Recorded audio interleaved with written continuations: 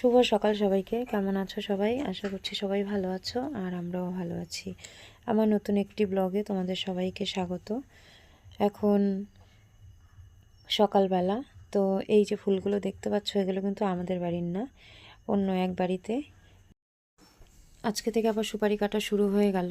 তো এই যে গতকালকে দিয়ে গেছে, আজকে সকালেই দেখি সমুদ্র ঠাম্মি কাটতে বসে গেছে। বিয়ের জন্য তো সুপারি কাটা হয়নি, আর সুপারি না কাটলে তো আমাদের লাকড়ির ভীষণ অভাব হয়ে যায়। সমুদ্রকে ঘুম থেকে তুলে তারপর হাত মুখ ধুয়ে দিয়েছি। আর ঘুম থেকে উঠেছি আজকে অনেক সকালে, প্রায় 6টারও আগে আগে। তো দেখো উঠোনে অনেক আম পাতা পড়েছে। আমাদের আম গাছটাতে এবার আম হয়নি, নতুন পাতা হয়েছে, তো পুরনো পাতাগুলো সব ঝরে যাচ্ছে। সেই জন্য সকালবেলা উঠোন ঝাড় দিলেও মনে হয় না যে ঝাড় দিয়েছি এরকম। তো রান্নাঘরে চলে এলাম ছেলেকে নিয়ে। আগামী 7ই এপ্রিল থেকে পরীক্ষা শুরু। ভাবলাম আমি রান্নাঘরে রুটি করি আর ওকে একটু পড়াই। আজকে স্কুলে টিফিনে রুটি, তো এখন রুটিন করে দিয়েছে, এক এক দিন এক এক রকম টিফিন নিয়ে যেতে হবে, সেজন্য আজকে রুটি করতে হবে। ভাবলাম রুটি যখন করব তাহলে কয়েকটা বেশি করেই করি, আমরাও সকালে চায়ের সঙ্গে খেতে পারবো। আটা ছেঁকে নিচ্ছি। আর আটা এগুলো কেনা আটা না, রেশন থেকে দিয়েছে সেই আটা। রুটিগুলো খেতে যে কেমন হবে জানি না। এমনি তো আমরা গোলা রুটি বানিয়ে খাই, কিন্তু রুটিটা খুব কমই বানানো হয়। আটা মাখা হয়ে গেছে, গোল গোল করে নিচ্ছি। আর ওই যে সমুদ্র পাপা আমাকে লাকড়ি এনে দিল। সমুদ্রকে পড়াচ্ছি, আবার একটু পরপর ভিডিও করে দিতে বলছি। তো ক্যামেরাটা খুব হাতটা কাঁপে ওর, বাচ্চা মানুষ তো, তাও যতটা করে দিয়েছে সেটাই অনেক। রুটি খেতে আমিও ভীষণ পছন্দ করি, সমুদ্রর দাদু সমুদ্র ওরাও ভীষণ পছন্দ করে, কিন্তু সময়ের অভাবে সকালবেলা একদমই বানানো হয় না। গোলা রুটিটা একটু তাড়াতাড়ি হয়, গোলা রুটিটাই বেশি করা হয়। মাটির উনুন, মাটির তাওয়ায় রুটি বানানোর কিন্তু একটা আলাদা মজা আছে, সবাই কিন্তু এগুলোতে বানাতে পারে না। আমি আবার গ্যাসে বা তাওয়াতে বানাতে পারি না, আমার মাটির তাওয়াতেই ভালো লাগে। তো রুটিগুলো কিন্তু বেশ ফোলে আমার হাতে। তো আজকে কেন জানি না বেশ একটা ভালো হচ্ছে না, তাড়াহুড়ো করে বানাচ্ছি। 9:30টার মধ্যে আবার ছেলেকে রেডি করতে হবে। আর সমুদ্র ঠাম্মি তো সুপারি নিয়ে বসে পড়েছে, সেগুলো না কাটলেও আবার পচে যাবে, পোকা হয়ে যায় ওর মধ্যে, তখন বাড়িতে থাকা যায় না, খুবই অসুবিধা হয়। তো যত তাড়াতাড়ি সম্ভব কেটে কুটে দিয়ে দেওয়াই ভালো। তো এগুলো দিয়ে দিলে পরে আবার দিয়ে যাবে। কিছুদিন পরে তো বৃষ্টি শুরু হয়ে যাবে, আর তখন সুপারি খোসা শুকাতে না পারলে পরে আবার লাকড়ির অভাব হবে। তো আমাদের গ্রামের এই দিকে খুবই অসুবিধা। যারা গ্যাসে রান্না করে খায় তাদের তো কোনো ব্যাপার না, কোনো চিন্তা নেই। রুটি বানানো হয়ে গেছে, সবার খাওয়াও হয়ে গেছে। তো এখন দিদা, সমুদ্র ঠাম্মি আর আমি 3জন খাবো। তো এই যে খাওয়া শুরুও করে দিয়েছি। অন্যান্য দিন তো সকালবেলা মুড়ি দিয়ে চা খাওয়া হয়, আর আজকে শুকনো রুটি বানিয়ে সবাইকে ধরিয়ে দিয়েছি, খাও এবার। তো চায়ের সঙ্গে ভিজিয়ে খেলে খুব একটা বেশি খারাপ লাগে না। তো অনেকে আবার সবজি দিয়ে তরকারি দিয়ে রুটি খেতে পছন্দ করে। আমার আবার রুটিটা চা দিয়ে খেতেই ভালো লাগে, চা দিয়ে বা দুধ দিয়ে। তো রুটি খেয়ে নিয়ে তারপর আবার ভাত বসাতে হবে। ওই যে দেখো কড়াইতে জল বসিয়ে রেখেছি। আর এই যে সকালবেলা এসেছিলো, খেতে দিতে পারিনি, এখন আবার পেছন পেছন ঘুরঘুর করছে। তো ওদেরকে একটু চাল দিয়ে দিলাম। ওদের রোজ দিন ওরা এই বাড়িতেই থাকে, তবে বাড়িতে থাকলেও সবসময় খাবারের খোঁজে আসে না। যখন খিদে পায় তখনই পেছনে পেছনে ঘুরতে থাকে, পায়ে পায়ে হাঁটবে। এই বাড়িতে আমাদের জুঁই ফুল গাছ আছে একটা, তো ওই গাছের মধ্যেই কিন্তু ওদের জন্ম, সেই জন্য আমাদের দেখে ওরা ভয় পায় না, পারলে হাতের থেকেই নিয়ে খায়।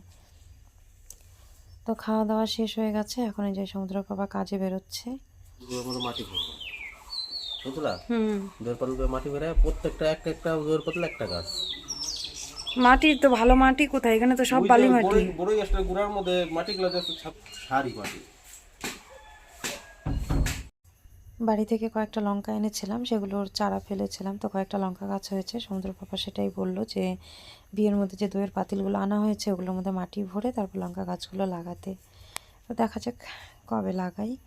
আর এইদিকে যে দুপুরে রান্নার ব্যবস্থা করে ফেলেছি, তার মধ্যে সমুদ্রের পিসি এসেছে। ওর তো সামনেই বিয়ে হয়েছে, তোমরা হয়তো জানো। তো এসেছে হঠাৎ করেই একটা দরকারে। তারপর দেখি চাউমিন নিয়ে এসছে, বললো চাউমিন খাবে। তো নিজেই গ্যাসে সেদ্ধ করলো, আর আমি এই যে এখন এটাকে বানাবো। তো বেশি কিছু না, শুধু লঙ্কা পেঁয়াজ দিয়েই ভাজবো। ও খুব সাদামাটা জিনিসই খেতে পছন্দ করে, তো কোনো রকম মশলাপাতি দিতে না করলো। তো এই যে তেলটা গরম হয়ে গেছে, এখন লঙ্কা পেঁয়াজ দিয়ে তারপর একটু নুন দিয়ে ভাজা ভাজা করে নামিয়ে দেবো। আমিও খাবো। মেয়েদের বিয়ে হয়ে গেলেই জীবনটা অন্যরকম হয়ে যায়। তো যতই ফোনে কথা বলি, সামনেই বিয়ে হয়েছে, তারপর নদীটা যে দেখেছো, নদীর ওই পাশেই, ও পারে আর কি। তো যতই ফোনে কথা বলি, যাই করি, সামনাসামনি কথা বলে যে একটা শান্তি পাওয়া যায়, সেটাও পায় না। তো আসার পর থেকেই রান্নাঘরেই বসে আছে, আমার সাথে গল্প করছে।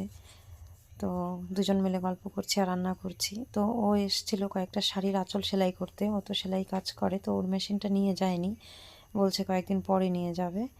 তো সামনে মেলা আসছে আমাদের এখানে, তো মেলাতে শাড়ি পরবে, আর ওর তো এখন নতুন নতুন সব কিছু, তো শাড়ির আঁচলগুলো কেটে সেলাই করবে, সেজন্য এসছে। তো আমি ওকে বললাম মেশিনে বসার জন্য, তো ও বলছে যাওয়ার আগে আগে করে নিয়ে যাব, আগে গল্প তো করে নিই।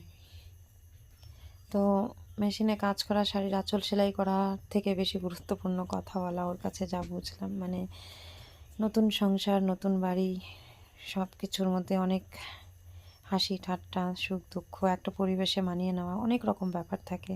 তো সেগুলো কারো কাছে শেয়ার করতে পারলে ভালো লাগে। তো সেটা ওকে দেখে বুঝলাম, একটা সময় আমরাও পার করেছি এরকম।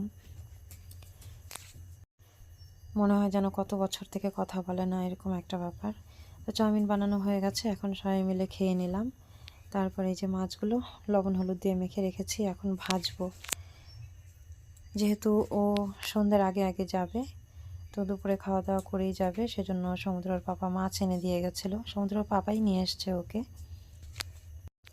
সমুদ্র পাপার কাজ খুব একটা বেশি দূরে ছিল না, তো ওকেই ফোন করে বলেছিল, ও কাজের ফাঁকে একবার এসে ওকে দিয়ে গেছে।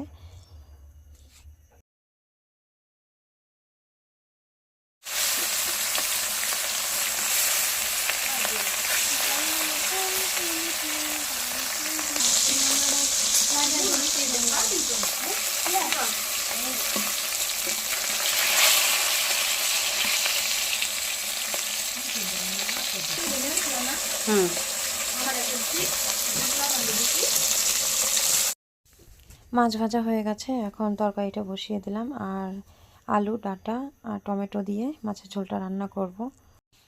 আমার আজকের ভিডিওটা যদি ভালো লাগে তাহলে অবশ্যই একটা লাইক করে দিও, কমেন্ট করো, আর চ্যানেলটা সাবস্ক্রাইব করে আমার পাশে থেকো। যারা অলরেডি আমার চ্যানেলটা সাবস্ক্রাইব করেছো তাদেরকে অনেক অনেক ধন্যবাদ। আমার পাশে থেকো, এভাবে আমাকে এগিয়ে যেতে সহযোগিতা করো।